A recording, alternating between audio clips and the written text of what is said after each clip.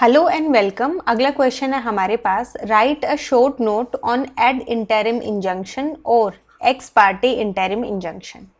Answer हम start करेंगे introduction से। इंट्रोडक्शन में हम प्रोविजन को डिस्कस करेंगे। इसमें आ गया हमारे पास एज अ जनरल रूल, जो ऑर्डर 39 रूल 3 है हमारे पास, वो रिक्वायर करता है कोर्ट को कि before granting the injunction grant करने से पहले नोटिस देना है ऑपोजिट पार्टी को। हाउएवर ये भी प्रोवाइड करता है कि जो कोर्ट है वो प्रोसीड कर सकता है बिना नोटिस दिए जब उसको लगता है कि जो ऑब्जेक्ट है इंटरिम जो ऑब्जेक्ट है इंजंक्शन ग्रांट करने का वो डिफीट हो जाएगा डिले के कारण। जो हमारे पास प्रोवाइजो है रूल 3 का, वो ले डाउन करता है कि जहाँ पे इंजंक्शन ग्रांट कर दिया गया है बिना नोटिस दिए ऑपोजिट पार्टी को, कोर्ट जो है वो रिकॉर्ड करेगा रीजन ऐसा करने पे या फिर किस लिए किया गया है। केस आ गया इसमें हमारे पास Shiv Kumar versus MCD 1993 supreme court ने हेल्ड किया है कि रिकॉर्ड करना है रीजन, जो ये है ये कोई मेयर फॉर्मेलिटी नहीं है।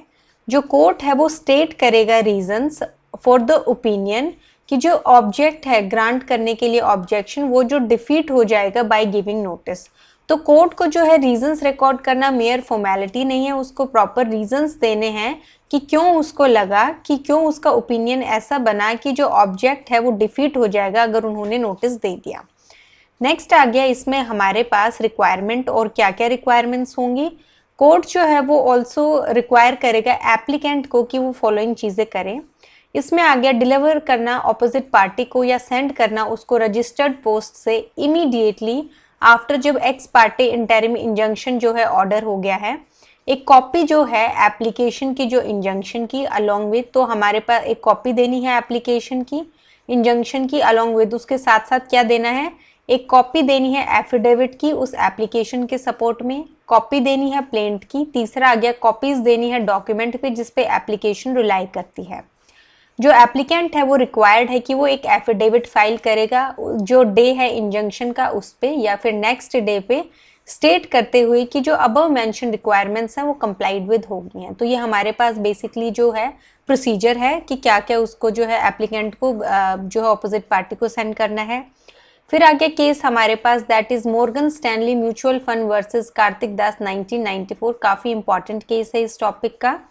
सुप्रीम कोर्ट ने इंडिकेट की हैं फॉलोइंग फैक्टर्स जो कंसिडर करे जाने चाहिए एक्स पार्टी इंजंक्शन ग्रांट करने से पहले। पहला आ गया वेदर जो रिफ्यूजल होता एक्स पार्टी इंजंक्शन का वो इन्वॉल्व करता ग्रेटर इनजस्टिस देन जो है ग्रांट ऑफ इट। तो यहाँ पे बेसिकली हम जो है कंपेयर करना है कि उसका अगर उसको ग्रांट कर दिया गया या उसको रिफ्यूज कर दिया गया तो ज़्यादा नुकसान होता या नहीं होता।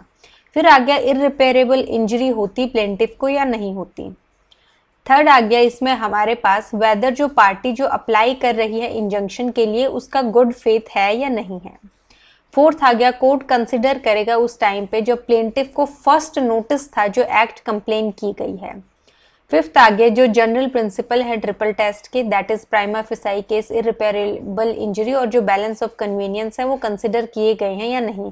ये टेम्परेरी इंजंक्शन के बेसिकली प्रिंसिपल्स है हमारे पास जो यहाँ भी कंसिडर किए जाएंगे। सिक्स्थ आ गया हमारे पास इंजंक्शन जो है एक लिमिटेड पीरियड के लिए होगा और जो एप्लीकेशन है वो डिसाइड होगा 30 डेज के अंदर अंदर। ये आ गया हमारे पास रूल 3A। कंक्लूजन में आ गया हमारे पास कि जो एक्स पार्टी इंजंक्शंस हैं वो ग्रांट किए जाते हैं इमरजेंसी सिचुएशंस में जहाँ पे एक रिस्क है इरिपेयरेबल हार्म का अगर इमीडिएट एक्शन नहीं लिया गया। कोर्ट जो है वो कंसिडर करेगा एविडेंस जो प्रेजेंट किया गया है उस पर्सन के द्वारा जो रिक्वेस्ट कर रहा है इंजंक्शन और डिसाइड करेगा वेदर ग्रांट करना है या नहीं करना है। तो इस क्वेश्चन में जो है 2-3 बातें ध्यान रखने वाली हैं। पहला यही कि हमने 10-15 मार्कर के हिसाब से किया है।